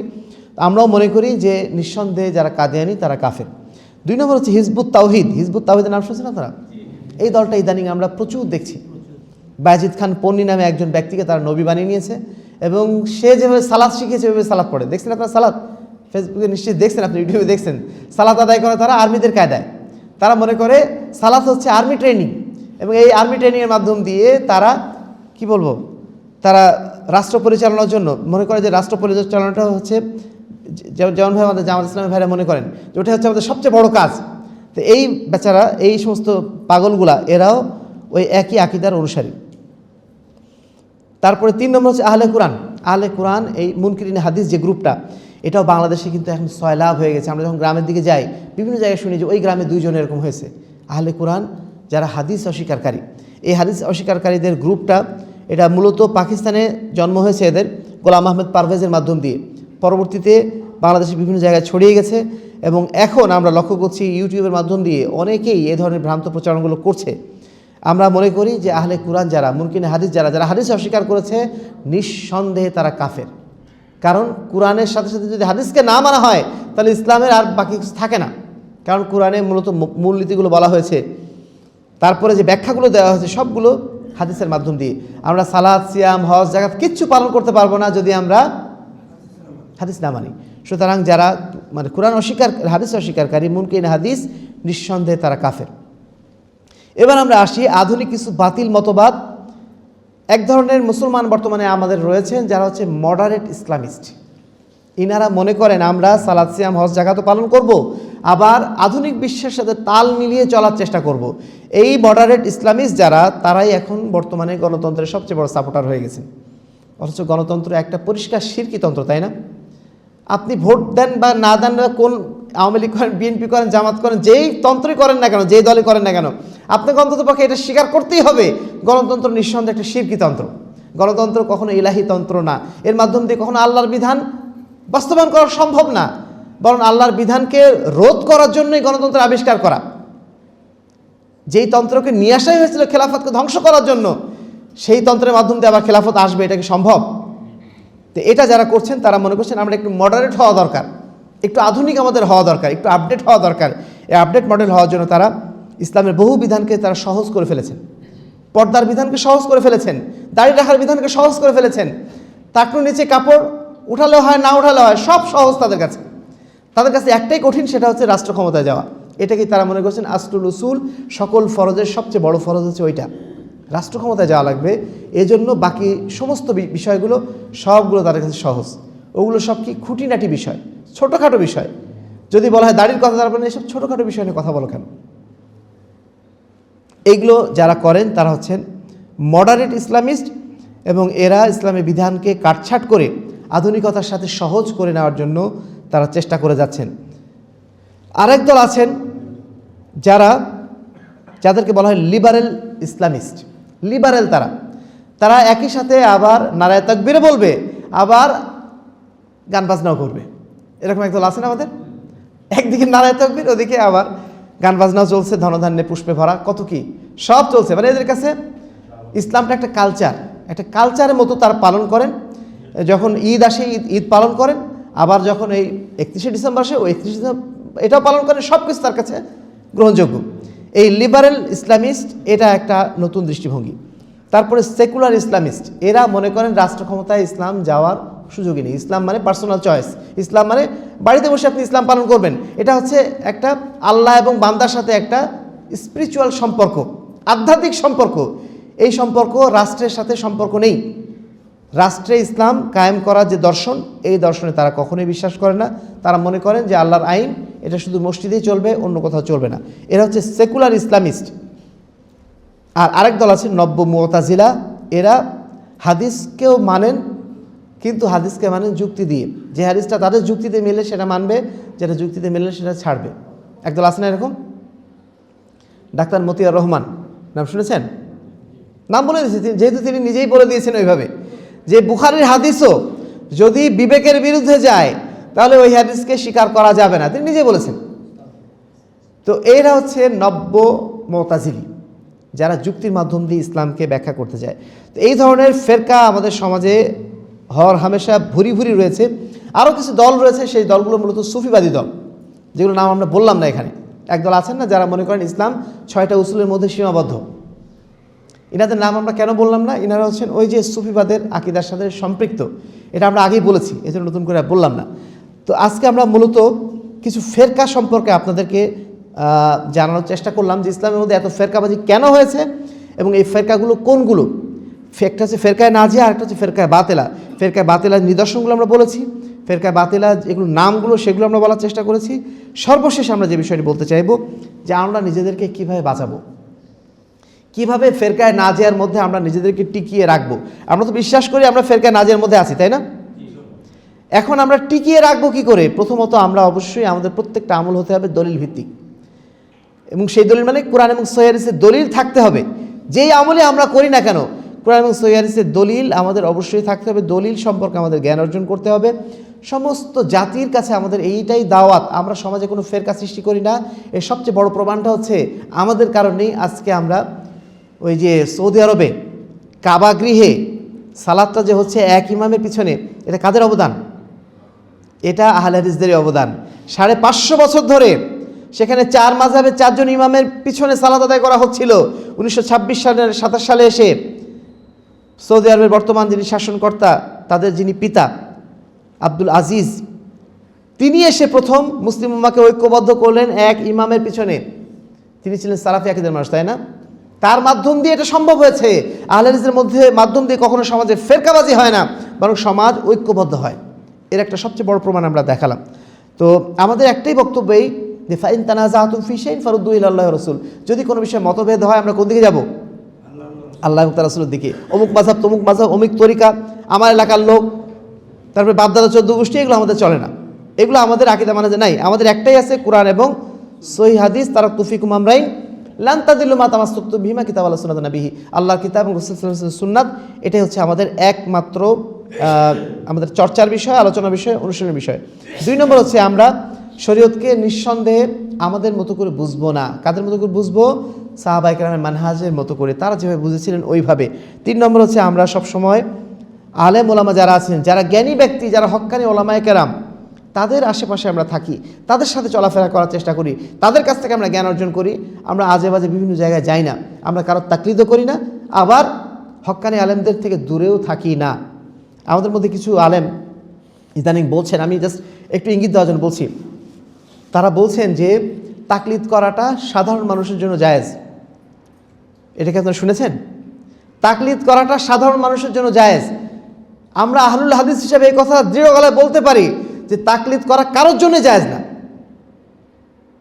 তাকলিদ করা যদি সাধারণ মানুষের জন্য জায়েজ হতো, তাহলে আজকে যারা পাকিস্তানে আছে, পাকিস্তানে জাফরি আকিদার লোক আছে, শিয়া আকিদার লোক আছে, সেই আকিদার লোকরা যে এলাকায় থাকে, ওই এলাকার যারা সাধারণ মানুষ, ওই এলাকায় সাধারণ মানুষ নাই, তাদের জন্য যদি আমি বলে দিই তাদের জন্য তাকলিদ করাটা জায়েজ, তাহলে তারা তাকলিদ করবে কাদেরকে? জাফরি মাযহাবের ইমাম যিনি আছেন তাদেরকে তাকলিদ করবে। তো জাফরি মাযহাবের ইমামদের তাকলিদ করলে সে কখন নাজাত পাবে? আল্লাহ রাব্বুল আলামিন তাকে বলবেন যে তুমি আম ছিলে, সাধারণ মানুষ ছিলে, এই জন্য তুমি যেহেতু শিয়া হয়েছিলে তোমাকে মাফ করে দিলাম। মাফ করে দিবেন? লাউযিলাল জাহিলু লিজাহলিহি লাকানাল জাহলু আফদালু মিনাল ইলমি। যদি কোনো জাহেল ব্যক্তিকে এজন্য তাকে মুক্তি দেওয়া হতো কাল কিয়ামতের দিন যে সে ব্যক্তি জাহেল, তাহলে এলেম অর্জন করাটা আর দরকার ছিল না, আমরা কেউ এলেম অর্জন করতাম না, আমরা সব জাহেল থাকতাম। কারণ জাহেল হয় সবচেয়ে সহজ, জাহেল থেকে আল্লাহর কাছে বলতাম আমরা কিছু জানতাম না। তো এলেম অর্জন করাটা আমাদের জন্য যেহেতু ফরজ করা হয়েছে, অতএব এই ধরনের কথাবার্তা বলে আমরা আল্লাহর কাছে নাজাত পাবো না। এজন্য আমাদেরকে এটা সবসময় মাথায় রাখতে হবে, তাকলিদ কখনোই জায়েজ না। আমরা আমাদের সাধ্য মতো সঠিক জিনিসটা জানার চেষ্টা করবো, এটা আমাদের জন্য জরুরি, এটা আমাদের জন্য ফরজ। তারপরে বিশুদ্ধ আকীদা মানহাজের প্রচার কারা করছে তাদের সাথে আমাদের থাকতে হবে। সর্বশেষ আমাদেরকে অবশ্যই সমাজের যত বাতিল পন্থা রয়েছে, বাতিল পন্থার বিরুদ্ধে আমাদের জিহাদ করতে হবে। কারণ আমি একা শুদ্ধ আকীদায় আছি, আমার সমাজে মানুষ অন্যায় কাজে লিপ্ত রয়েছে, আমি ছেড়ে দিলাম তাদেরকে, না, ওদের কিছু বলা যাবে না। তাহলে এই সমাজে আমি হয়তো ডুবলাম না, আমার যারা সন্তান আসবে ওরা ডুববে না, নিশ্চয়তা আছে। এই পরিবেশ যদি সুন্দর না হয়, এই পরিবেশ যদি তাওহীদের পরিবেশ না হয়, সুন্নাতের পরিবেশ না হয়, এই ত্রিমোহনী এলাকায় যদি এই মসজিদ না থাকতো, তাহলে আমাদের পরবর্তী প্রজন্ম তাদের ভুল পথে যাওয়াটা খুবই সহজ ছিল। আমরা কিছুদিন আগে গিয়েছিলাম আপনার তিস্তা নদীর পাড়ে, প্রায় 90টা জামাত, আহলে হাদিস জামাত, সেই জামাতের মধ্যে 10টা জামাত এখন মাযহাবী জামাত হয়ে গেছে। কিভাবে? 10টা মসজিদে কোনো আহলে হাদিস ইমাম পাওয়া যাচ্ছিল না, তারা তখন মাযহাবী ইমাম নিয়ে এসছেন। ইমাম আনার পরে 5 বছর 10 বছর পরে ওই এলাকার সমস্ত মানুষ হানাফি হয়ে গেছে, সমস্ত মানুষ মাযহাবী হয়ে গেছে। সুতরাং পরিবেশ তৈরি করাটা অত্যন্ত জরুরি, পরিবেশটা ধরে রাখা অত্যন্ত জরুরি। দাওয়াত ও জিহাদের এই সিলসিলাটা আমাদেরকে অবশ্যই জারি রাখতে হবে। আমরা যেমন সত্যটা জেনেছি, এই সত্য অন্য মানুষকে জানাতে হবে, এটা আমার জন্য ফরজ দায়িত্ব। সে গ্রহণ করছে কি না সেটা জরুরি না, সে যদি গ্রহণ না করে সেজন্য দায়ী হবে সে, কিন্তু আমি যদি পৌঁছে না দিই দায়ী হবে আমি আল্লাহর কাছে, যে আমি কেন পৌঁছালাম না। ওমা আলাইনা ইল্লাল বালাগ, আমাদের জন্য মানুষের কাছে পৌঁছে দেওয়াটা জরুরি। বাল্লিগু আন্নী ওয়ালাউ আয়া, একটা আয়াত যদি জানি সেটাও পৌঁছে দিতে হবে। তো এই দাওয়াতের কাজ যারা করছেন বা করবেন তাদের সাথে আমরা ইনশাআল্লাহ সম্পৃক্ত থাকবো। সম্মানিত উপস্থিতি, আলোচনা শেষ। মূল কথা হচ্ছে এই, সব ভিন্ন মতই ভ্রান্ত নয়, তবে যে মত কুরআন এবং সহিহ হাদিসের বিপরীত, যেই মত সালাফে সালেহিনের বিপরীত, সেই মত অবশ্যই বাতিল মত, এবং সেই মত আমাদেরকে বাতিল ফেরকার দিকে নিয়ে চলে যায়। আমরা সবসময় কোরআন এবং সুন্নাহর উপর থাকবো, সাহাবায়ে কেরামের ব্যাখ্যার উপরে থাকবো, শরীয়তে নতুন কোনো আবিষ্কার আমরা করব না। আমরা সর্বদা দাওয়াত ও জিহাদের মাধ্যম দিয়ে সমাজ সংস্কারের চেষ্টা চালিয়ে যাব। আমরা সবসময় মধ্যম পন্থা অবলম্বন করব, এটাই হচ্ছে ফেরকায়ে নাজিয়ার পরিচয়। এবং এই পরিচয়ের উপর যতদিন আমরা টিকে থাকতে পারবো ইনশাআল্লাহ আমরা হক পথের উপর টিকে থাকতে পারবো, নাজি ফেরকার উপর থাকতে পারবো। এর বাইরে যখন আমরা চলে যাব তখন এই বাতিল ফেরকার দিকে আমরা চলে যাব, এবং এই বাতিল ফেরকায় অংশগ্রহণ করা মানেই আমাদের জন্য জান্নাতের পথটা রুদ্ধ হয়ে যাওয়া। তা আমরা ইনশাআল্লাহ আহলে হাদিস হিসেবে এই জন্য গর্বিত যে আল্লাহ রাব্বুল আলামিন আমাদেরকে ফেরকায়ে নাজিয়ার বৈশিষ্ট্যগুলো আমাদের মধ্যে দিয়েছেন। যে বৈশিষ্ট্যগুলো বলেছে এগুলো সবকে আমাদের মধ্যে আছে না? আলহামদুলিল্লাহ, সবগুলো আছে আলহামদুলিল্লাহ।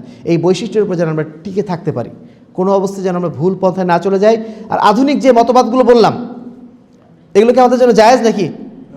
আমরা কি মডার্ন হব বেশি? আমরা ততটুকুই মডার্ন হব যতটুকু মডার্ন হওয়ার অনুমতি আল্লাহ রাব্বুল আলামিন দিয়েছেন, এর বাইরে না। গণতন্ত্র মানে নিজেদের মধ্যে ঢুকিয়ে নিয়ে আমরা আমাদের নিজেদের আপডেট করার কোনো দরকার নেই। ইসলামের মূল যেটা ভার্সন ওটা সবসময় আপডেট ভার্সন, এর সাথে যা কিছু যোগ করবেন তত নষ্ট হবে। অন্য সমস্ত কিছুর আপডেট ভার্সন আসে, কিন্তু ইসলামের কোনো আপডেট ভার্সন নাই। ইসলামের একটাই ভার্সন, ওই ভার্সনে যতদিন টিকে থাকতে পারবো ততদিন ফেরকায়ে নাজিয়া। যখনই আপডেট ভার্সনে যাব তখনই আমাদের অধঃপতন শুরু হয়ে যাবে। আল্লাহ রাব্বুল আলামিন আমাদের সকলকে ফেরকায়ে নাজিয়ার এই বৈশিষ্ট্যগুলো যথাযথভাবে পালন করার জন্য তৌফিক দান করেন, আল্লাহুম্মা আমিন। সেই সাথে বাতিল ফেরকা যে বৈশিষ্ট্যগুলো, সেই বৈশিষ্ট্যগুলো থেকে আল্লাহ রাব্বুল আলামিন আমাদেরকে যেন হেফাজত করার তৌফিক দান করেন। সেই সাথে আল্লাহ রাব্বুল আলামিনের সেই আয়াতটি আমি স্মরণ করে দিয়ে শেষ করে দিচ্ছি। আল্লাহ বলছেন, ইয়া আইয়ুহাল্লাযীনা আমানু উদখুলু ফিস সিলমি কাফা, হে ঈমানদারগণ তোমরা ইসলামের মধ্যে পরিপূর্ণভাবে দাখিল হয়ে যাও। ওয়ালা তাত্তাবিউ খুতুওয়াতিশ শাইতান, এবং তোমরা শয়তানের পদাঙ্ক অনুসরণ করো না। ইন্নাহু লাকুম আদুউম মুবিন, নিশ্চয় যে ব্যক্তি শয়তানের পদাঙ্ক অনুসরণ করে সে তোমাদের জন্য সবচেয়ে বড় শত্রু, প্রকাশ্য শত্রু। আমরা যেন সেই প্রকাশ্য শত্রুর ফাঁদে যেন কখনো পা না দিই। আল্লাহ রাব্বুল আলামিন আমাদের সকলকে সেই তৌফিক দান করুন, আল্লাহুম্মা আমিন। আমি আন্তরিক ধন্যবাদ জানাচ্ছি ত্রিমোহনী পশ্চিমপাড়া আহলুল হাদিস জামে মসজিদের সম্মানিত দায়িত্বশীল বৃন্দকে, যে তারা এই আয়োজনটা করেছেন এবং নিয়মিত তারা আয়োজনটা করে থাকেন।